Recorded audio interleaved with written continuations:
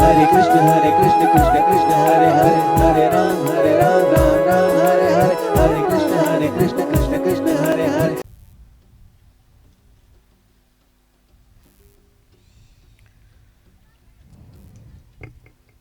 इस प्रकार भगवान ने कहा कि मैं अपने भक्तों को लौकिक सुख भी देता हूं। तो ध्रुव जी का राज्याभिषेक किया, कई कल्पों तक ध्रुव जी ने राज्य किया।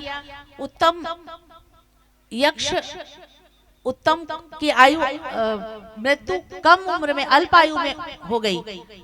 ध्रुव जी नाराज हुए, क्रोधित होकर यक्षों का संहार करने लगे। उनके दादाजी मनु महाराज आए।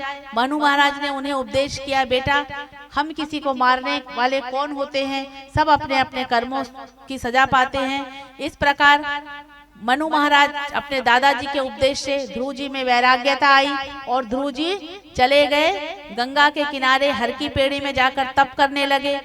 अब गंगा माता गंगा की कलकल की स्वर सुनाई दे रही थी, तो वो ध्रुव जी वहां से उठ के अन्यत्र स्थान पे जब जाने लगे तो माँ गंगा ने कहा, बेटा ध्रुव कहाँ जा रहा है, यही बैठकर तप कर। ध्रुव जी ने कहा, माँ मैं आया तो था यहाँ बैठकर तप करने के लिए, परंतु आपकी ये कलकल की जो ध्वनि हो रही है, यह आवाज मेरी पूजा में, मेरे तप करने में विघ्न बाधाएं डाल रही हैं, अतः मैं अन्यत्र कहीं जाना चाहता हूँ। तब माँ गंगा ने ध्रुव जी को वचन दिया कि बेटा मैं आज से शांत स्वर से बहूंगी। मैं जब तू आया था बेटा तो मैं बहुत प्रसन्न हुई, यह सोचकर कि सब तो अपने पाप धोने के लिए मेरे पास आते हैं, पर आज मेरा बेटा यहाँ बैठकर तप करेगा तो मेरी पीड़ा, मेरी जलन, जब हम गंगा जी में हम जाते हैं सब पाप बोलते हैं ना, पाप धुल जाएगा, पाप धुल जाएगा, पर क्या किसी ने ये विचार किया कि गंगा महारानी को, गंगा माँ को कितना कष्ट सहना पड़ता होगा? ये विचार किया किसी ने? कोई नहीं करता है। पाप करते हैं और बड़े सीना तान के, आज अमावस्या, आज पूर्णिमा है और बड़े गाड़ी करेंगे और बड़े अपने आप को बहुत ऐसा लगता है जैसे भगवान पर, माता पे और एहसान कर रहे हो, जैसे ऐसे बड़े चल रहे। नहीं, हम तो हर अमावस्या पूनम को जाते हैं स्नान करने के लिए, पर कभी ये विचार नहीं करते कि नर्मदा जी को, माता माँ नर्मदा को, माँ गंगा को कितना कष्ट होता है और गंदा और करके आते हैं, कितने अभियान। सोचो हमारे जो हमारे शास्त्रों में लिखा है, जिसकी हम पूजा करते हैं, वो हमारा शास्त्र, हम कैसे धर्म का पालन करते हैं कि हम नदियों को गंदा, ऐसे इस कदर गंदा किए कि आखिर एक शासन को अभियान चलाना पड़ता है पूरे समय। तो हम क्या कथा पांडाल में कथा श्रवण करते हैं और क्या धर्म की बातें करते हैं, जब हम जहाँ पवित्र होने की बात करते हैं हम उन्हीं को नहीं बचा पा रहे हैं, उन्हीं को नहीं संभाल रहे हैं। तो आप लोग जब जाए तो ऐसा ना करें कि वही नदी में स्नान करने गए और बाहर कपड़ा धोने लगे और सब गंदा। और मैंने माताओं को देखा कि फूल जो पूजन करते हैं तो जो फूल वगैरह जो होता है, इसको आप जमीन में गाड़े ताकि खाद बने। विसर्जित वो चीज करे जो जमीन, जो जल में विलीन हो जाए। अब कचरा पन्नी सहित डाल देती है माताएं, तो ऐसा ना करें।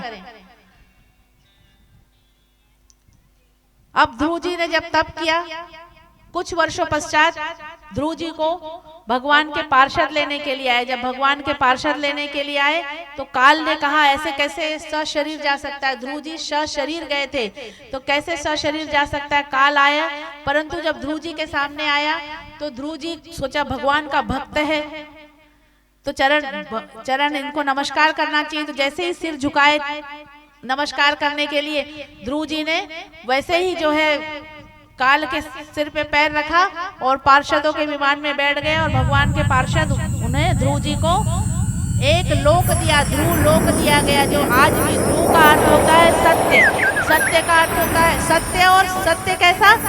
अपने डिगे रहना, अपने वचन पर डिगे रहना, अपनी सत्यता पर डिगे रहना, उसका नाम है ध्रुव। विवाह होता है तो पति पत्नियों को ध्रुव तारा दिखाते हैं, इसीलिए दिखाते हैं कि अब हो गया विवाह, बंधन हो गया। अब दोनों इस अपने संकल्पों पे, अपने जो 7 वचन लिए, 7 वचन जो फेरे लिए और जो वचन दिए कि मैं तुम्हारी बात सुनूंगी, वो कहते हैं मैं तुम्हारा बात सुनूंगा, लेकिन बाद में दोनों एक दूसरे के बात नहीं सुनते, दुनिया वालों की बात सुनते हैं। तो इसीलिए जो वचन देते हो वचन का सार यही होता है जो मैंने सुना है ना। वो पंडित भले उसको घुमा घुमा के बोलता है आज ये करो, फिर बाएं अंग में आके ये बोलो, फिर दाहिने अंग में आके ये बोलो, ये सब करवाते हैं, लेकिन वचन का मेन सार यही होता है। संक्षिप्त में अगर मैं बताऊं तो आज के बाद हम दोनों एक दूसरे की का ध्यान रखेंगे, एक दूसरे की रक्षा करेंगे, एक दूसरे की बात सुनेंगे, लेकिन हम वही कार्य नहीं करते, बाकी सब कार्य करते। जिस दिन से शादी होती है उस दिन से ना तो पत्नी पति की बात सुनते, ना पति पत्नी की बात सुनता है, और इसीलिए समाज में विघटन हो रहा है। ध्रुव जी को ध्रुव लोक मिला। ध्रुव जी के माता पिता भी को भी ध्रुव लोक में गए, क्योंकि ऐसा कहा गया है कि जो संतान भक्ति करते हैं, भक्ति का असर पूरे परिवार पे भी होता है, समाज पे होता है। जो मैंने आवरण वाली बात बताई थी, आवरण है। तो जिस घर में ध्रुव जैसा बालक हो, उस घर के पिछली 7 पीढ़ी और वर्तमान की 7 पीढ़ी और आने वाली भविष्य की, इस तरह 21 पीढ़ी तर जाती है। 21 पीढ़ी को तार देते हैं भक्त, जहां ऐसे संतान हो जाए। अब ध्रुव जैसे संतान हुए कैसे, ये हमारा कर्तव्य है कि हमारे घर भी ध्रुव जी जन्म ले। ये हम माताओं का कर्तव्य है। जब हम सत्कर्म करेंगे, सत्मार्ग पर चलेंगे, तो ये उनका कर्तव्य है। अभी मान लो आपके आसपास, आज अगर मैं नहीं बताई थी तो अब अगर आप लोगों को जानकारी भी होगी, जो माताएं अगर गर्भवती होंगी, आपके घर में जो बहू बेटियां बहन या आपकी कोई सहेली या कोई परिचित अगर उसने गर्भ धारण कर रखा है, तो उससे खुद अपन निवेदन कर लो कि हम तुम पर निवेदन करते हैं, तुम दिन में सोने के बजाय थोड़ा 2 घंटे वहां बैठ के आ जाना। जो जब बच्चा गर्भ में होता है और माता कथा सुन ले, सुखदेव मुनि क्या थे, ध्रुव जी की, प्रहलाद जी की भी कथा आएगी कि नारद जी ने उनकी माँ को जब कयादु गर्भवती थी तब नारद जी उन्हें कथा श्रवण करवाते थे। इसीलिए प्रहलाद हिरण्यकश्यपु के गर्भ, आज का ही प्रसंग है, इसीलिए प्रहलाद जन्म लिए भक्त।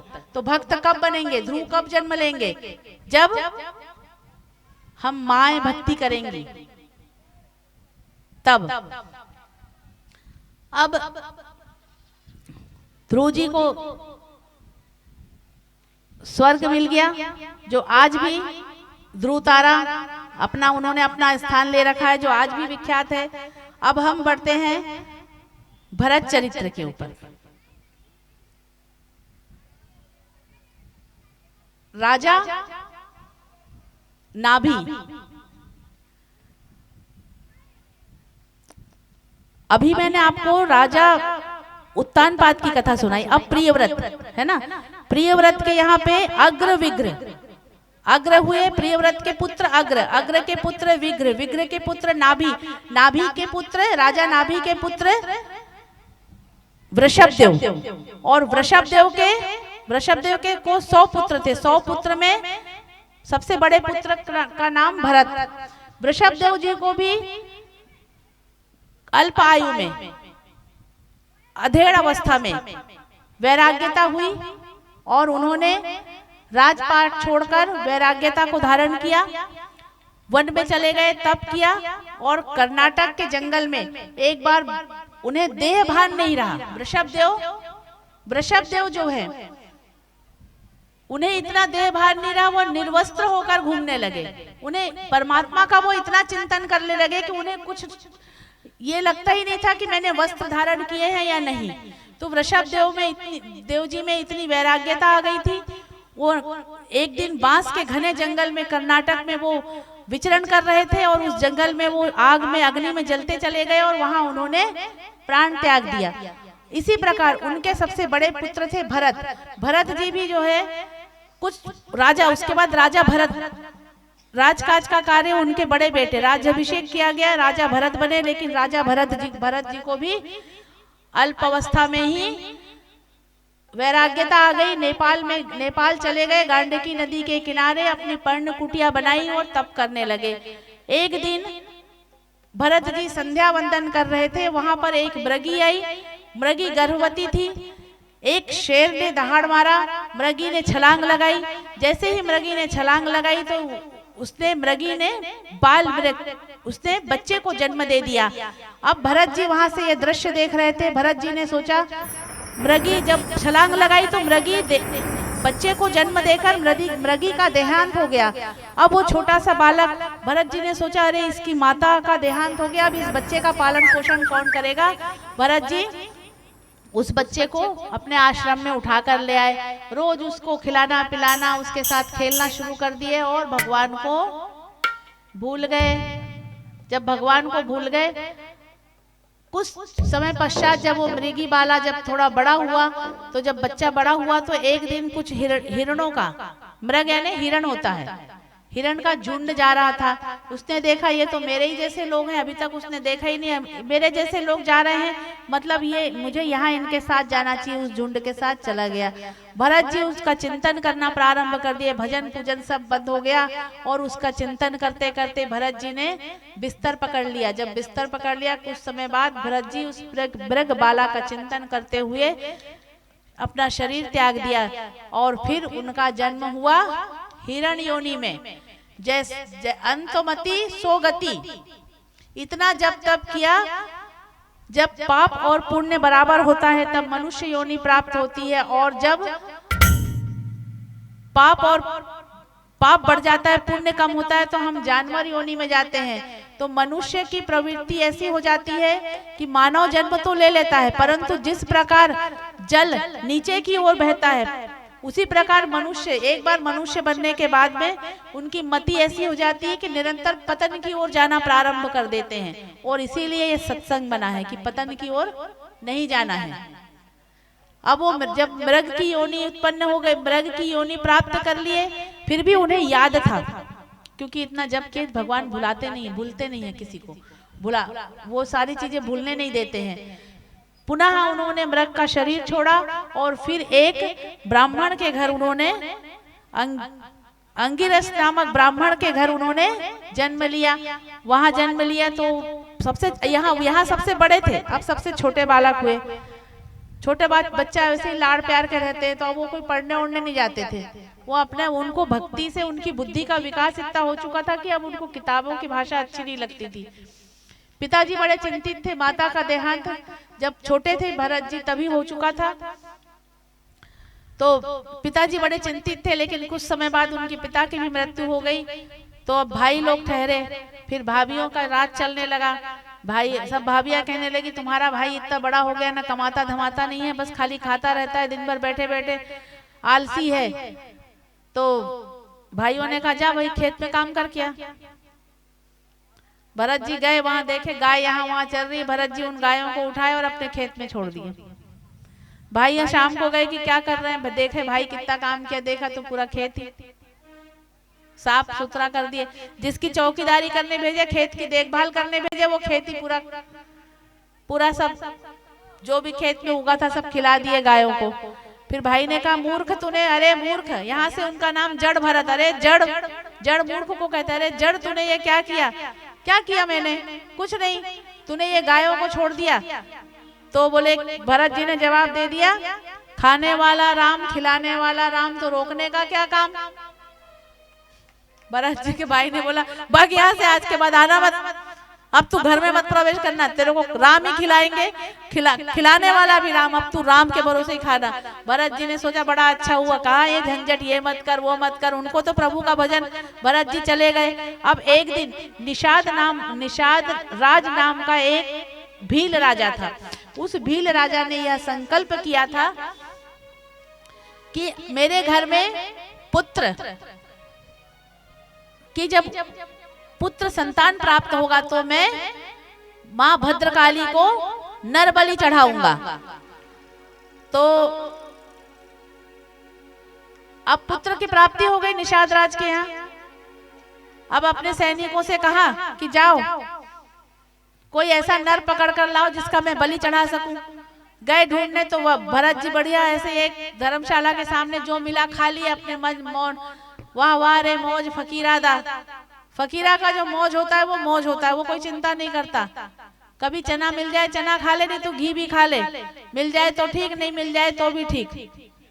और वो फकीरा बने घूमते रहते थे। मिल गए उन्हें, भरत जी मिल गए, भरत जी को पकड़ के ले गए। अच्छे हट्टे कट्टे निषाद राज ने सोचा कि अरे वाह, बड़ा हट्टा कट्टा नर बलि चढ़ाने के लिए मनुष्य लाया है, भगवान माँ भद्रकाली बड़ी प्रसन्न होगी। अब भरत जी को नहलाया धुलाया, अच्छा भोजन कराया। भरत जी ने सोचा अच्छे बढ़िया भक्त मिल गए हैं। भरत जी यही सोच रहे हैं कि अच्छी मेरी सेवा कर रहे, अच्छे भक्त मिल गए हैं। पर भरत जी जो है, भरत जी देखे कि भाई मेरी अच्छी सेवा हो रही है। अब भरत जी को माँ काली के सामने बिठाया गया। जैसे ही माँ काली के सामने बिठाया गया तो भरत जी और फिर निषाद राज ने तलवार निकाला। तो जैसे ही तलवार निकाला भरत जी समझ गए। भरत जी गर्दन नीची करे और माँ काली के आंखों में आंखें डालकर देखे और देख कर बोले, माँ ये शरीर तो वैसे भी नाश्वर है, मेरा शरीर अगर आपके काम आता है तो इससे अच्छी और कोई बात नहीं हो सकती, मेरा मनुष्य योनि में आना सार्थक हो जाएगा। पर माँ तू जगत माता है, अगर संसार की माता अपने बच्चे को कोई तकलीफ हो जाए तो अपने प्राणों का न्यौछावर कर देती है, प्राण दे देती है माँ। बच्चा जरा सा गिर जाए तो माँ कैसे करने लगती, बच्चा को चोट लग जाए, बच्चे सुबह अगर मान लो सुबह बच्चा जल्दी में गया, कितना भी बच्चा तो बच्चा ही रहता है, भले बुढ़ा भी हो जाएगा तो भी बच्चा ही रहेगा, अपना तो बच्चा ही है। तो भी बच्चा अगर मान लो कोई दूध पी के नहीं गया, नाश्ता करके नहीं गया, तो माँ दिन भर और अगले दिन और टाइम पे काम करेगी। कभी मान लो बच्चे ने डांट देके तुम टाइम पे नहीं करते हो, मेरे ऑफिस का टाइम हो गया बोल दिया, तो माँ बेचारी बूढ़ी हो जाएगी पर अगले दिन और जल्दी उठेगी बच्चे के लिए और उठकर वो जल्दी काम करेगी। ये होती है माँ। छोटा सा रहेगा बच्चा, आज बच्चा छोटा रहता है और सब मल मूत्र करता है, वो माँ ही होती है जो खुद गीले में सोती है और सूखे में। कविता भी है बहुत अच्छी इस पे कि खुद माँ तू गीले में सोती थी, मुझे सूखे में सुलाती है, माँ है। तो जब संसार की माँ ये कर सकती है तो माँ तू तो जगत माता है। अगर आज तूने मेरी बलि स्वीकार कर ली माँ, तो आज से संपूर्ण संसार में माँ पर से विश्वास खत्म हो जाएगा। जैसे ही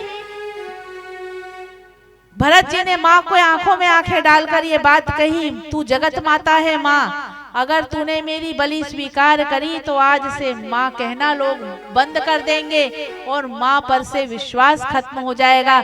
इतने में ही पाषाण की मूर्ति से माँ भद्रकाली ने तुरंत प्रकट लिया और खड़ग निषाद राज के हाथों से तुरंत खड़ग छीन ली और निषाद राज की गर्दन को तुरंत ही काट दिया। और जो भी मुंडों की माला, जो भी दुष्कर्मी थे, जो भी दुराचारी थे, माँ काली उनके मस्तक को काटती चली जा रही थी। इस प्रकार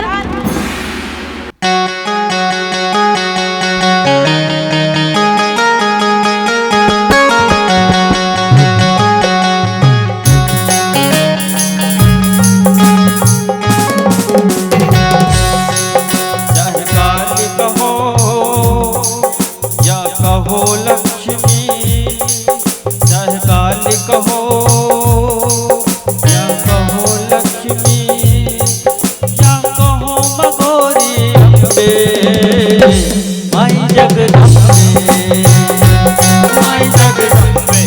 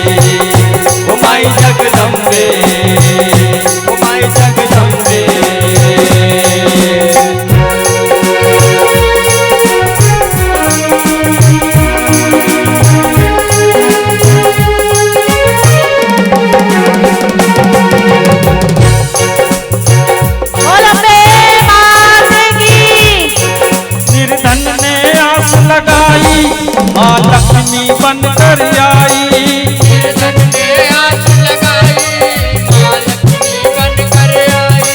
निर्धन ने आस लगाई, माँ लक्ष्मी बन कर आई, निर्धन ने आस लगाई, माँ लक्ष्मी बन कर आई। भक्तों की खाली झोली, भक्तों की खाली झोली माता भरने को आई, जो ध्यान धरे गुणगान करे, जो ध्यान धरे गुणगान करे, तो सदा सहाई अम्बे माई जगदम्बे, ओ माई जगदम्बे, ओ माई जगदम्बे, ओ माई जगदम्बे, ओ माई जगदम्बे। हाँ सुंदर रूप बनाई, शिव जी की नार कहाई, माँ सुंदर रूप बनाई, शिव जी की नार कहाई। हाँ सुंदर रूप बनाई, शिव जी की नार कहाई, माँ सुंदर रूप बनाई, शिव जी की नार कहाई। फिर सुंदर नम हाथों से, फिर सुंदर नम हाथों से भोले को भांग पिलाई, क्या रूप लिए कैलाश के माँ, क्या रूप लिए कैलाश के माँ, क्या छवि दिखाई अम्बे माई जगदम्बे, ओ माई जगदम्बे, ओ माई जगदम्बे। चाहे काली कहो या कहो लक्ष्मी, चाहे काली कहो या कहो लक्ष्मी, कहो मगोरी अम्बे माई जगदम्बे, ओ माई जगदम्बे, ओ माई जगदम्बे, ओ माई जगदम्बे, ओ माई जगदम्बे। ओ माई जगदम्बे, ओ माई जगदम्बे। बोल अम्बे मात की। इस प्रकार माता ने, माँ जगदम्बा भरत जी को गोद में लिया, बहुत प्यार किया और कहा बेटा तेरे कुछ प्रारब्ध बचे हुए हैं, तू उसे संपूर्ण कर ले और करने के पश्चात तू मेरे धाम को ही आएगी। बोलो माँ भद्रकाली की। नाम की महिमा क्या होती है? नाम कैसा की महिमा, नाम लेने से क्या, जो आजकल हम बच्चों के नाम रख देते हैं, डिंकी, पिंकी, सिंकी, स्वीटी, बड़े अजीब अजीब से नाम रहते हैं जिनका कोई अर्थ ही नहीं निकल पाता है। पहले देखो आप, सीता, जैसे ये वंदना, वंदना कैसे, रंजना का भी कोई अर्थ होता होगा ना, खुशियां, है ना। तो इस प्रकार लक्ष्मी, गौरी, इस प्रकार नाम रखते थे ना, तो ऐसे नाम रखते थे। अब आजकल नाम उल्टे सीधे, तो काम उल्टे सीधे नाम ऐसे रख देते हैं बच्चों के कि यही नहीं समझ में आता कि घर के डॉगी का नाम है कि बेटा का नाम है। सही बता रही हूँ, कई बार इतने कंफ्यूजन हो जाता है, ऐसा लगता है कि डॉगी को बुला रहे हैं कि बेटे को बुला रहे हैं, यही नहीं समझ में आता है। तो ऐसा मत करो। अब अजामिल नाम का एक वेद पाठी ब्राह्मण था, वेद पाठी था, परंतु बुद्धि भ्रष्ट हो गई, दृष्टि दोष हो गया। पाप हमेशा दो स्थानों से होता है। सबसे पहले पाप होता है आंखों से और कानों से। हम अगर गंदा दृश्य देखेंगे तो हमारी इंद्रियां दूषित होगी, गंदी बातें सुनेंगे, गंदे जैसे गंदे संगीत सुनो तो कुछ अच्छे संगीत सुनो। तो इस प्रकार अजामिल को दृष्टि दोष हुआ। उसने एक गणिका को एक पराये पुरुष के साथ बात करते हुए देख लिया। अजामिल जाकर उस गणिका, उसके सौंदर्य से प्रभावित हो गया और अजामिल उस गणिका के पास जाकर कहा, बोला चलो देवी तुम मेरे साथ मेरे घर। गणिका को क्या चाहिए, गणिका ने देखा अजामिल अच्छा पैसे वाला दिख रहा है, गणिका पहुंच गई उसके पैसे को देखने के लिए, पैसे के लिए पहुंची और उसके घर में गई। देखा तो उनकी पत्नी थी, अजामिल शादीशुदा थे, ब्याहता थे। तो अजामिल ने बोला, वो गणिका ने कहा ये कौन है? बोले मेरी पत्नी है। और ये कौन है? मेरा बेटा है। तो क्या तुम इनके साथ रखने के लिए मुझे लाए हो? मैं नहीं रहूंगी यहाँ इनके साथ। अब वो अजामिल अपनी वो गणिका पे इतना मोहित हो चुका था, उसकी मति इतनी भ्रष्ट हो चुकी थी कि वो गणिका की बात मान के और गणिका को लेके निकल गया। अब गणिका को लेके एक अन्यत्र स्थान पर रहने लगा, दूसरा घर ले लिया, वहां रहने लगा। और सुबह पंडित था, वेद पाठी ब्राह्मण था, पंडित था, तो सुबह स्नान करके अपना माला जब पूजा पाठ जो नित्यचर्या थी दिनचर्या थी वो कर रहे थे। तो उतने में गणिका उठी आराम से अंगड़ाई लेते हुए 9 बजे। अब जब तक अजामिल पूजा कर चुके थे 9 बजे उठी तो बोले ये क्या कर रहे हो, क्या हो रहा है? तो बोले देवी पूजा कर रहा हूँ। पूजा करोगे तो कमाओगे, धन नहीं लाओगे तो मेरा पालन मेरे खर्चे कैसे पूरा करोगे? जाओ उठो, चलो ये पूजा पाठ छोड़ो, जाओ कमाने। अब अजामिल की जैसी संगति वैसे ही उसके कार्य, अच्छी संगत मिल गई तो बस वो संगत ऐसी मिली, ऐसी स्त्री के साथ रहने लगे कि वो चोरी डकैती करने लगा। अब वो नंगी तलवार लिए और काला पट्टा बांधे वो ब्राह्मण, वेद पाठी ब्राह्मण डाकू बन गया, डाकू अजामिल कहलाने लगा। एक दिन अजामिल के गांव में कुछ संत वृंदावन अयोध्या से आ रहे थे, उन्हें वृंदावन जाना था। तो संतों ने सोचा कि आज यहाँ पर अजामिल के गांव में सोचा आज यहाँ विश्राम कर ले। एक भक्त से पूछा, बोले कोई ऐसा घर बता दो जो भक्त हो, मतलब जब संत होते हैं ना जो, अब आप लोग सोचोगे संत लोग बहुत नखरे करते हैं। देखो जो संत होते हैं, मुझे खुद को बताने में अच्छा नहीं लगता लेकिन फिर भी बोलना पड़ता है। हम लोग क्या जैसे एक आदत सी पड़ जाती है, साफ सुथरा रहते हैं ना तो सब चीजों की आदत पड़ जाती है कि नहा के ही चाय पीना है, और जो भोजन बनेगा वो स्नान करके ही बनेगा, ठाकुर जी को भोग लगेगा, फिर वो भोजन ही वो प्रसाद पाना कहते हैं हम, वो प्रसाद पाना ही हमको अच्छा लगता है। तो ये संतों की ये आदत होती, जब कहीं जाते हैं तो वो पहले देखते हैं, पूछते हैं भाई साफ सुथरा है कि नहीं, स्नान करके भोजन बनाया, इनके यहाँ भोग लगता है कि नहीं, कहीं ये लहसुन प्याज तो नहीं खाते हैं। ये सारी चीजों का ये स्वतः ही जैसे जैसे भक्ति में जाओगे ना अपने आप इन चीजों में लिप्त होते चले जाते हैं। ये सीखना नहीं पड़ता है, वो ठाकुर जी का काम ही ऐसा है कि अपने आप सब चीज हो जाता है। तो इस प्रकार एक छोटा सा एक प्रसंग बताती हूँ, बहुत अच्छा, 2 मिनट की बात है। एक बार एक घर में सत्यनारायण की कथा हो रही थी, तो उनके जो पत्नी थी वो तो पूजा पाठी थे, लेकिन पति जो थे वो मदिरा पान करते थे, इनकी बात को मानते नहीं थी। तो क्या हुआ कि अब वो पत्नी, ज्यादातर माताएं ऐसा करती हैं कि ऐसा कुछ करो कि हमारा पति शराब पीना छोड़ दे, शराब पीना, ये माताएं बोलती हैं क्योंकि माताएं सात्विक ज्यादा होती हैं। तो पंडित जी सोचे अब क्या करो, बोले कुछ ऐसा कर दो। आप पंडित, आप संतों के पास जाके आप लोग बोलते कुछ ऐसा कर दो, कुछ ऐसा कर दो, तो कुछ मंत्र नहीं होता है, संतों के पास भी कोई मंत्र नहीं होता, सिर्फ ऊर्जा होती है देने के लिए, और उनकी वाणी में वो ताकत होती है, और वो अपनी बात मनवाते हैं, रोज रोज कुछ ना कुछ बोल बोल के मनवाते हैं वो। तो संत बोले ठीक है शाम को तुम्हारे पति को आने दो।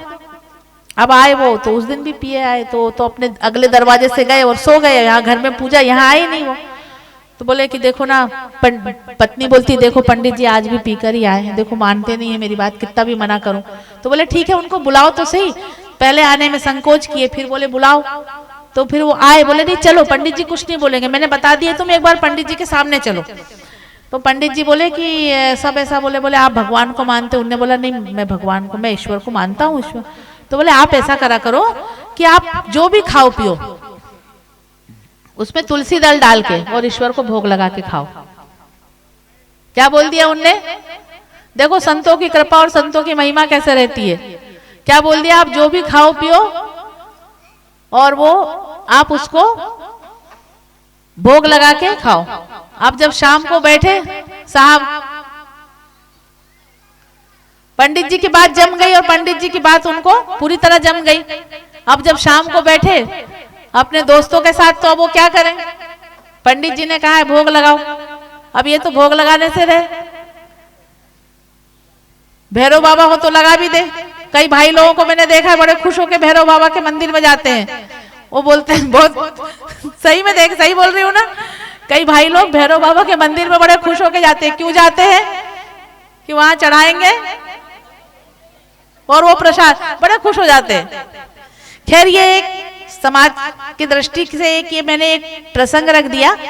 कहने का तात्पर्य सिर्फ ये है कि अगर आदत डाल लोगे कि जो भी हम खाएंगे वो हम भगवान को भोग लगाएंगे, तो ये मान के चलो कि धीरे धीरे भगवान अभी मत कष्ट करो कि हम क्या लगा रहे, बस एक संकल्प ले लो कि हम जो खाएंगे भगवान को भोग लगाएंगे। फिर धीरे धीरे आप लोग भगवान खुद ही उनको जो खाना है वो खुद भोग लगवा लेंगे। फिर वो चीज वो कभी भोग नहीं लगवाएंगे जो उनको खाना नहीं है। पूजा आराधना भगवान के प्रति आस्था ऐसे करना शुरू करो, सरलता से करना प्रारंभ करो। इस प्रकार संत ने पूछा भाई कोई भक्त का घर, तो वो भक्त भी ऐसे कि वो मजाक कर दिए। मजाक में वो ये बोल के चले गए कि बोले अजामिल नाम का एक बहुत अच्छा भक्त रहता है, तो उन्होंने उस गांव का उस व्यक्ति ने अजामिल का घर बता दिया। अजामिल के घर गए संत, बोले बेटी हम कुछ संत आए हैं। उनकी पत्नी थी अजामिल के घर में, वो गणिका घर में रह रही थी। बोले बेटी हम कुछ संत आए हैं, बताओ हम यहाँ आपके यहाँ प्रसाद पाना चाहते हैं। तो गणिका को अपनी माँ की एक बात याद थी कि उनकी माँ ने कहा था कभी भी संतों से झूठ मत बोलना। गणिका ने सब स्थिति बता दी और बोले कि महात्मा मैं आप लोगों को मैं भोजन बनाकर नहीं दे सकती, परंतु मैं इतना कर सकती हूँ कि मैं कुछ सूखा सामग्री आपको दे दूं, तो सामने वृक्ष के नीचे आप लोग प्रसाद बनाकर और प्रसाद पा सकते हो ठाकुर जी को भोग लगा के। संत मान गए, संतों ने भोजन बनाया। संत जब भोजन करने लगे, जब संतों के जो लीडर थे भाई, एक टीम पूरी टोली चल रही थी, तो एक महामंडलेश्वर रहे होंगे, बाकी उनके सब सेवादार नीचे संत रहे होंगे। तो उन्होंने जब वो महामंडलेश्वर जी जब भोजन कर रहे थे तो कौर उनके मुंह के अंदर नहीं गया। दूसरे संतों ने साथियों ने पूछा कि क्या बात है गुरुजी, आप भोजन प्रसाद नहीं पा रहे हो?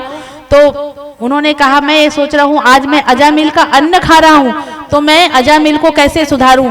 सबने कहा ये क्या सुधरेगा, ये चोर डाकू क्या सुधरेगा? बोले नहीं सुधारना तो है। अगले दिन जब अजामिल आया घर पे तो संतों ने कहा तुम दक्षिणा नहीं दोगे? अजामिल ने कहा मैं दक्षिणा नहीं देता, मैं तो दक्षिणा लेता हूँ, यही शुक्र करो कि तुमको यहाँ एक दिन भोजन दे दिया मैंने।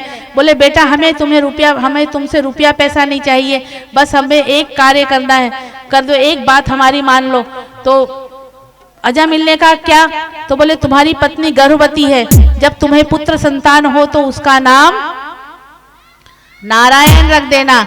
अजामिल मान गया, ठीक है कोई बात नहीं, आप लोग बोल रहे हो तो मैं नारायण रख दूंगा। जैसे पुत्र हुआ उसका नाम नारायण। अब वो बेटा नारायण, बेटा माँ का नारायण, माँ का भी लाडला और पिता का भी लाडला। नारायण दिन भर चलने लगा। एक दिन अजामिल बीमार हुआ। जब बीमार हुआ तो यमराज जी बोले जाओ लेकर आओ अजामिल को। तो यमराज के दूत आए और अजामिल को के गले में फांसी लगाकर उसको लेके जाने लगे। अजामिल चिल्लाने लगा नारायण बचाओ, नारायण बचाओ। तो वहां से भगवान के पार्षद जा रहे थे, हमारे ठाकुर जी का कोई भक्त है जो परेशान हो रहा है। जल्दी जल्दी गए और यम के दूतों को भगाया। बोले हमारे भगवान के भक्त को छोड़ो, हमारे भगवान के भक्त को छोड़ो। बोले अरे भगवान का भक्त नहीं है, दुष्ट है, इसने दुराचार किया है पूरे जीवन, ये डाकू है, इसने चोरी की है। बोले नहीं ये हमारे ठाकुर का भक्त है। बोले अरे आपके ठाकुर का नाम नहीं ले रहा है, ये अपने पुत्र को नारायण। तो बोले पार्षद बोले नहीं, नारायण तो सिर्फ मेरे ठाकुर हैं, हमारे भगवान है, हमारे प्रभु हैं। और बचाकर और उसको यमदूतों को भगा दिया। और उतने में यमदूतों को भगा दिया, उतने में अजामिल ये सारा दृश्य देख रहा था। जब ये सारा दृश्य देख रहा था उसने बोला भगवान के नाम की इतनी महिमा। अजामिल तो जानता था कि मैं अपने बेटे को बुला रहा था।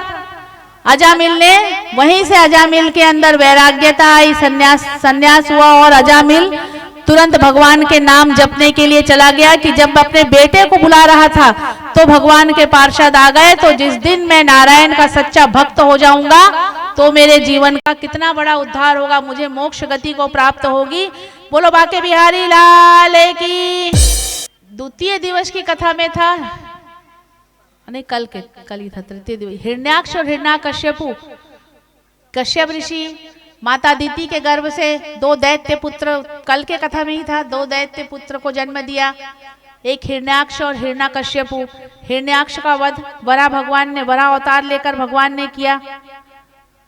अब हिरण्यकश्यपु का प्रसंग आता है। हिरण्यकश्यपु, हिरण्यकश्यपु नाम का एक दैत्य है जो हिरण्याक्ष के छोटे भाई हैं। जब उनके हिरण्याक्ष का वध हो गया, उनकी मृत्यु हो गई, तो हिरण्यकश्यपु दिखावे से तो अपने माता और सबको सांत्वना देता है, लेकिन अंदर ही अंदर नारायण के प्रति द्वेष रखना प्रारंभ कर देता है। और वो जब दैत्य इतना शक्तिशाली हो जाता है, हिरण्यकश्यपु का अर्थ होता है लोभ वृत्ति, लालच बढ़ता जाता है। तो उसने सोचा अब नारायण के प्रति शत्रुता, भगवान के प्रति शत्रुता, तो सब मंदिरों में ताले लगवा देता है। पंडितों को कह देता है कि आज के बाद पूजा पाठ मत करना, मंदिरों में घंटी नहीं बजनी चाहिए। अगर पूजा पाठ करना है या यज्ञ में आहुति देना है, यज्ञ में आहुति भी ओम नमो भगवते वासुदेवाय सूर्याय नारायण चंद्राय नारायण, ये कुछ नहीं करना है। बस खाली क्या कहना है, हिरण्यकश्यपु स्वाहा, हिरण्यकश्यपु स्वाहा, बस ये करना है। अब दैत्य का अत्याचार बढ़ता चला जा रहा था इस प्रकार। तो भगवान ने सोचा, सब ब्रह्मा जी सब गए भगवान के पास कि ये हिरण्यकश्यपु को रोको, हिरण्यकश्यपु का अत्याचार बढ़ता चला जा रहा है। जब जब धर्म की हानि होती है तब तब प्रभु अवतार लेते हैं। अब इतना हिरण्यकश्यपु के मना करने के बाद भी प्रहलाद, इतना मना करने के बाद भी कोई ब्राह्मण पंडित मानते नहीं थे, छुप के सब करते थे पूजा पाठ। हिरण्यकश्यपु ने ये निर्णय लिया कि मैं तप करूंगा। अब उसका द्वेष नारायण से था, तो उसने क्या सोचा, मैं ब्रह्मा जी को प्रसन्न करता हूँ तप करके, और फिर ब्रह्मा जी से वरदान मांगूंगा। गया हिरण्यकश्यपु तप करने के लिए गया वन में। अब जब तप करने के लिए गया तो भगवान बृहस्पति के पास सभी देवता आए, बोले क्या कर रहा है ये, तप कर लेगा, अगर इसे और वरदान मिल जाएगा तो ये और अत्याचारी बन जाएगा। देखो सत्कर्म, अगर कोई भी सत्कार्य, कोई भी पूजा पाठ सत कार्य के लिए किया जाता है तो ही सफल होता है। इसीलिए कभी किसी गलत मान के लिए पूजा पाठ करें भी ना, छोड़ दें उसे, अपने मन से विकार हटा दें, वरना उसका दुष्परिणाम मिलता है। इसी प्रकार हिरण्यकश्यपु ने गया, जब तप करने के लिए गया वन में, एक वृक्ष के नीचे बैठा, और वृक्ष के नीचे बैठा तो भगवान सभी देवता बृहस्पति जी के पास आए। बृहस्पति जी ने कहा कोई बात नहीं, चिंता मत करो। बृहस्पति जी ने तोते का रूप धारण किया और माँ सरस्वती का आह्वान किया, और वो तोता जहाँ हिरण्यकश्यपु जप कर रहा था, तोता उस वृक्ष के ऊपर बैठ गया और बैठकर नारायण नारायण नारायण बोलने लगा। अब हिरण्यकश्यपु नाराज हो गया कि यहाँ मैं इतने वन में तप करने आया, यहाँ भी ये तोता मेरे ही शत्रु का नाम ले रहा है। तुरंत उसी दिन शाम को घर चला गया। अब कयादू सोची ये तो ऐसे इतना अड़ियल व्यक्ति है कि ये तो ऐसे हैं कि अगर ये जो ठान ले वो पूरा करके मानते हैं। आज क्या हो गया, ये इतनी जल्दी घर कैसे वापस आ गए। तुरंत पूछे तो अब दैत्य ठहरा, फिर दहाड़ मार देता। कयादू भी डर के रहती थी। कयादू नागलोक की कन्या थी और भगवान नारायण की भक्त थी। तो कयादू सोची अब बाद में बोलूंगी। नागलोक कयादू का भी हिरण्यकश्यपु हरण करके लाया था, तो बोले अब मैं बाद में पूछूंगी, भोजन करते समय चलो आज इनके लिए स्वादिष्ट व्यंजन बना देती हूँ। हिरण्यकश्यपु के पसंद का तामसिक भोजन बनाया गया और प्रेम से कयादू आज भोजन करा रही है। फिर पूछती है स्वामी मुझे तुम पर बहुत गर्व है, मुझे आप पर बहुत गर्व है कि आप जो तय करके जाते हो वो पूरा करते हो, पर आज क्या हो गया। अब हिरण्यकश्यपु तिलमिलाया, बोले कि अरे मैं गया तो था तप करने के लिए, परंतु वहां एक तोता बैठ के मेरे ही शत्रु का नाम ले रहा था। स्वामी क्या बोल रहा था तोता, कौन सा शत्रु आपका, क्या कर रहा था। अरे वो नारायण है ना मेरा शत्रु, नारायण नारायण बोल रहा था। अच्छा तोता नारायण नारायण बोल रहा था। हाँ तोता नारायण नारायण बोल रहा था। फिर कुछ परोसती है गर्मा गर्म पकोड़े, स्वामी ये खाओ। स्वामी मुझे बड़ा आश्चर्य हो रहा है, क्या तोता स्पष्ट तौर पे नारायण नारायण बोल रहा था? हाँ, तोता नारायण नारायण बोल रहा था। बड़े आश्चर्य की बात है, कितनी बार बोला नारायण नारायण? स्वामी कितनी बार बोला? बार बार बोल रहा था नारायण नारायण। एक बार अगर बोलता तो मैं चुप हो जाता, लेकिन वो बार बार बोल रहा था नारायण नारायण बोल रहा था। फिर गई, भोजन हुआ, पैर दबाने लगी, शयन कक्ष में गई। स्वामी क्या तोता स्पष्ट बोल रहा था? हाँ, तोता स्पष्ट बोल रहा था नारायण नारायण। अब यहाँ क्या हो रहा है? नारायण नारायण हो रहा है। कयादू जानबूझकर ये कर रही थी, नारायण नारायण बुला रही थी। भाव से भजे जो हो उसका बेड़ा पार, भाव का भूखा हूं मैं, भाव ही एक सार, भाव से भजे जो हो उसका बेड़ा पार। भाव से भजो चाहे कुभाव से भजो, प्रभु का नाम लो। अब इधर नारायण नारायण हो रहा है, तो बस नारायण नारायण होते होते उसी दिन कयादू ने गर्भ धारण कर लिया और गर्भ में नारायण भक्त प्रहलाद जी आ गए। फिर अगले दिन गए हिरण्यकश्यपु तप करने के लिए। सब देवताओं ने पूछा क्या हो रहा है? भगवान नारायण ने कहा चिंता मत करो, धर्म की रक्षा करने वाला और उसका वध करने वाला की स्थापना हो चुकी है, आप लोग चिंता मत करो। अब समय पूरा हुआ। उस बीच में क्या हुआ? इंद्रदेव आए और हिरण्यकश्यपु फिर से 100 वर्ष के लिए तप किया ब्रह्मा जी का। उस बीच में इंद्रदेव आए और हिरण्यकश्यपु के अन्य जो पुत्र थे उनका वध किया और कयादू को हरण करके लेके जा रहे थे। नारद जी ने हाथ पकड़ा, बोले नहीं, आप ऐसा कार्य नहीं कर सकते हो। कयादू को नारद जी अपने आश्रम में ले गए। अब आश्रम में क्या हो रहा था? श्रोता कौन? कयादू। नारद जी कौन? व्यास जी।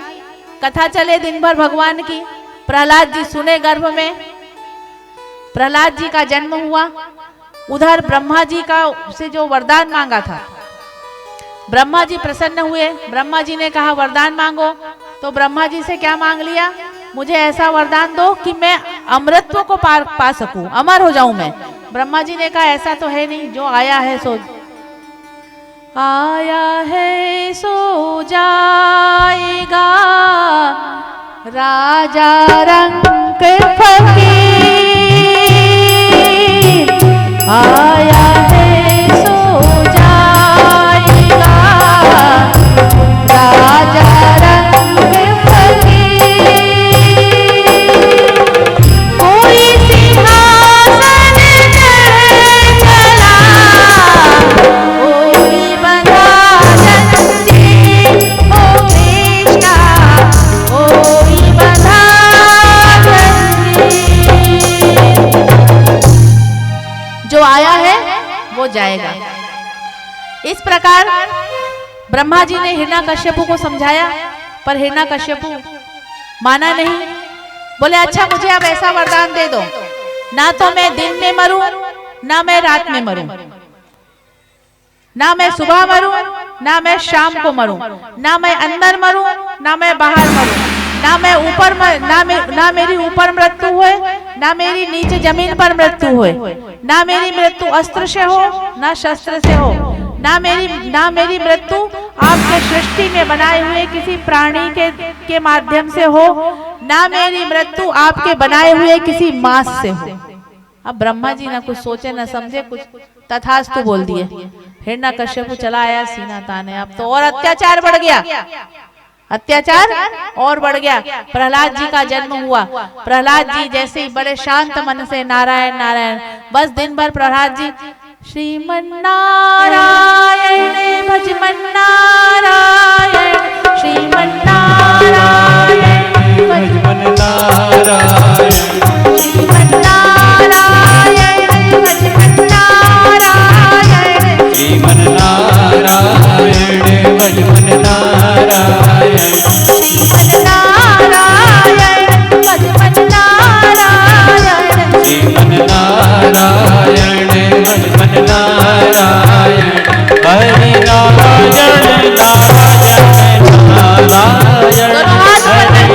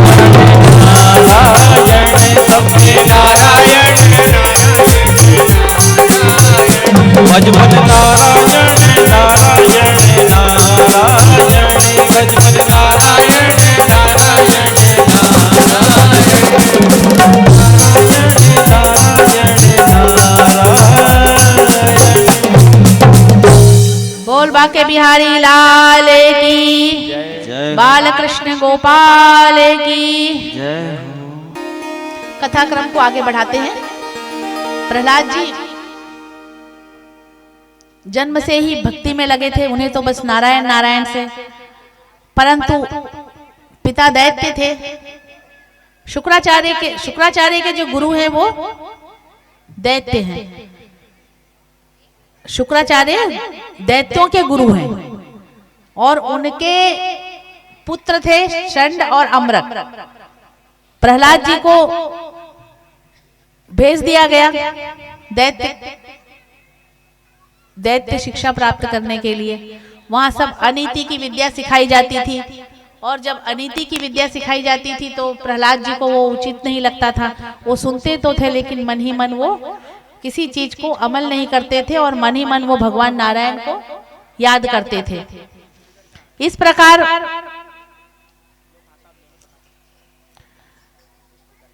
बच्चों ने पिता ने एक दिन सोचा कि मेरा पुत्र काफी समय से गुरुकुल गया है अध्ययन करने के लिए, अब कुछ समय हो चुका है, देखो उसको बुलाऊं और बुलाने के पश्चात मैं ये पूछूं कि बेटा तुमने क्या सीखा है। हिरण्यकश्यपु ने बुलाया तो प्रहलाद जी बोलने सोचे कि ये गुरुजी जो हैं ये तो अनीति की बात सिखाते हैं, तो मैं ये बातें मेरे पिता को थोड़ी अच्छी लगेगी, कुछ अच्छी बात सिखाऊं। तो इस प्रकार पूछे कि बेटा क्या सीखा आपने गुरुकुल में। तो उन्होंने वो अच्छी बातें बताने लगे। प्रहलाद जी बोलने लगे, पिताजी मैं तो अपने एक जन्मों का नहीं कई जन्मों के अनुभव से यह जानता हूं कि ईश्वर ही एक सत्य का स्वरूप है। इस सृष्टि की उत्पत्ति करने में ईश्वर सर्वश्रेष्ठ है, और अपने जीवों का ईश्वर हमेशा रक्षा करते हैं। जो ईश्वर का भक्त है उसकी रक्षा हमेशा वो परमपिता परमेश्वर करते हैं। हिरण्यकश्यपु ने उठाया उस छोटे से बच्चों को और नीचे जमीन पर फेंक दिया। देखा तुम लोग क्या अध्ययन करवा रहे हो इसको, ये मेरे शत्रु का नाम नारायण नारायण ले रहा है। तो इस प्रकार फिर भेजा पुनः। कुछ समय बाद आया तो फिर नवधा भक्ति का ज्ञान दे गए प्रहलाद जी। बोले पिताजी 9 प्रकार की भक्ति होती है। पहली भक्ति कौन सी है? श्रवण कीर्तन, इस प्रकार 9 प्रकार की भक्ति होती है। अंत में दास से प्रभु के दास बन जाओ, अपना सर्वस्व प्रभु को दे दो। ये नवधा भक्ति का उपदेश दिया प्रहलाद जी ने अपने पिता को। अब पिता बोले ये तो मेरे शत्रु का नाम लेता है, लगता है ये भी मेरा शत्रु है। सैनिकों को आदेश दिया जाओ इसे मार डालो, इसका वध करना ही उचित है, इसे मृत्यु दंड देना ही उचित है। अब जैसे ही नंगी तलवार निकाले सैनिक, तो नंगी तलवार जैसे ही निकाले तो वैसे ही जो है एक माधुर्य मुस्कुराहट। प्रहलाद जी सब में देवता हो, प्रहलाद जी को तलवार में भी भगवान विष्णु, दैत्य जो वार कर रहा है उसमें भी भगवान विष्णु मुस्कुराए, और सब में मुस्कुराहट, और भगवान प्रहलाद जी की रक्षा कर रहे हैं। इस प्रकार कभी हिरण्यकश्यपु ने कहा इसे उबलते हुए तेल में डाल दो, कभी पहाड़ से गिराया तो नारायण ने पकड़ लिया, हाथ ले लिया। भगवान प्रहलाद जी जो है इस प्रकार अपने प्रभु के शरण में थे, और वो जानते थे कि मैं मेरे प्रभु की आराधना करूंगा तो मेरे प्रभु, मेरे रक्षक परमात्मा, वो परम पिता परमेश्वर मेरी रक्षा करेंगे। इस प्रकार कई अत्याचार हुए प्रहलाद जी पे। उन्हें भूखा रखा गया, एक कमरे में बंद कर दिया गया। माता लक्ष्मी ने उन्हें एक ऐसा भोजन दिव्य पान करवाया था जिससे प्रहलाद जी को भूख लगना बंद हो गई थी। इस प्रकार चलता रहा। प्रहलाद जी माने नहीं। एक दिन हिरण्यकश्यप क्रोध में आ गया और क्रोध में आकर पूछा, क्या नारायण नारायण करता है? बता तेरा नारायण कहाँ है? तू कहता है सर्वत्र नारायण है, सर्वत्र नारायण है, बता तेरा नारायण कहाँ है? क्या इस खंबे में नारायण है? प्रहलाद जी ने कहा, हाँ खंबे में नारायण है। बोले अच्छा, देखता हूँ तेरा नारायण है कि नहीं खंबे में। जैसे ही खंबे को तलवार से काटा, वो खंबा 2 भागों में हो गया और भगवान साक्षात नरसिंह अवतार लेकर प्रकट हो गए। बोलो नरसिंह भगवान की जय। हुंकार भरते हुए भगवान ने हुंकारा भरा और हुंकार भरते हुए प्रकट हो गए। और उसके बाद उन्होंने तुरंत हिरण्यकश्यप को पकड़ा और पकड़कर अपने गोद में लिटा दिए और गोद में लिटाकर बोले, तूने मेरे भक्त पर अत्याचार किया, तूने पूरे समाज में अत्याचार किया, तूने सब देवताओं पर अत्याचार किया, अब तेरा अंत समय आ गया है। हिरण्यकश्यप हंसने लगा, हा हा हा, मुझे मारेगा? मुझे तो वरदान प्राप्त है, मुझे कोई नहीं मार सकता। भगवान ने कहा, तूने क्या वरदान मांगा है? बता, तू कहाँ लेटा है? बोला, मैं गोद में लेटा हूँ। तूने क्या कहा था? ना मैं ऊपर मरूं ना नीचे मरूं, तू आज गोद में लेटा है। बता मैं कहाँ बैठा हूँ? हाँ प्रभु आप डेहरी पर बैठे हैं। तो बता तूने क्या बोला था? ना मैं अंदर मरूं ना मैं बाहर मरूं। बोले हाँ, बता तूने और क्या मांगा था? ना दिन में मरूं ना रात में मरूं। बता ये समय कौन सा है? बोले गोधूली वेला का समय है। बोले हाँ। बता ये मास कौन सा है? कौन सा माह चल रहा है? तो बोले अधिक मास चल रहा है, पुरुषोत्तम मास चल रहा है। भगवान ने हिरण्यकश्यप को का वध करने के लिए एक मास अलग से बनाया। और बता मैं क्या हूँ, मैं कैसा दिख रहा हूँ? तो बोले आप तो ना तो पशु के समान दिख रहे हो, ना ही आप मनुष्य के समान दिख रहे हो। तो मैं ब्रह्मा जी के सृष्टि का मनुष्य नहीं हूँ। ये कहा, बड़े बड़े नाखून दिखाए। बोले बता ये क्या है? बोले ना तो मैं, बोले क्या है? बोले ये नाखून है। तूने क्या कहा था? तूने कहा, बोले ना मैं अस्त्र से मरूं ना शस्त्र से मरूं। बता ये क्या है? बोले हाँ नाखून है। बस इतना कहा और भगवान ने हिरण्यकश्यप का पेट सीना पूरा अपने नाखूनों से हुंकार भरते हुए उसे फाड़ डाला और फाड़ कर उनकी अतड़ी को लिया, हिरण्यकश्यप के अतड़ी को लिया और अपने गर्दन गले में टंगा दिया। अब सुखदेव मुनि से राष्ट्र परीक्षित पूछते हैं कि इतना बड़ा पापी, इस पापी की अतड़ी को क्यों इस भगवान ने अपने कंधे में लटका लिया? पापी था पर था तो भक्त का पिता। भक्त का पिता था तो वो भक्ति का, अपने पुत्र के की भक्ति का फल मिला हिरण्यकश्यप को। अब भगवान हुंकार भर रहे हैं, क्रोध में आ रहे हैं, तो बहुत क्रोध में आ गए। सब गए माता लक्ष्मी के पास, चलो चलो स्वामी को मनाओ, स्वामी को मनाओ। तो लक्ष्मी जी गई, बोले नहीं ये नारायण नहीं है, तुम लोग मुझे ये क्या बोल रहे हो, ये नारायण। लक्ष्मी जी भी डर के वापस आ गई। फिर ध्रुव जी ने स्तुति की, ध्रुव जी ने बड़ी सुंदर स्तुति की। उस ध्रुव स्तुति से भगवान नरसिंह प्रसन्न हुए। ध्रुव जी को गोद में, प्रहलाद जी को गोद में बिठाए और प्रहलाद जी को गोद में बिठाने के पश्चात उससे लाड़ प्यार किए और उसे उसका राज्याभिषेक किए। कई कल्पों तक प्रहलाद जी ने भी राज्य किया और राज्य करने के पश्चात उनको मोक्ष की प्राप्ति हुई। बोलो गोपाल कृष्ण भगवान की। ये था प्रहलाद चरित्र। हिरण्यकश्यप का वध हो चुका है।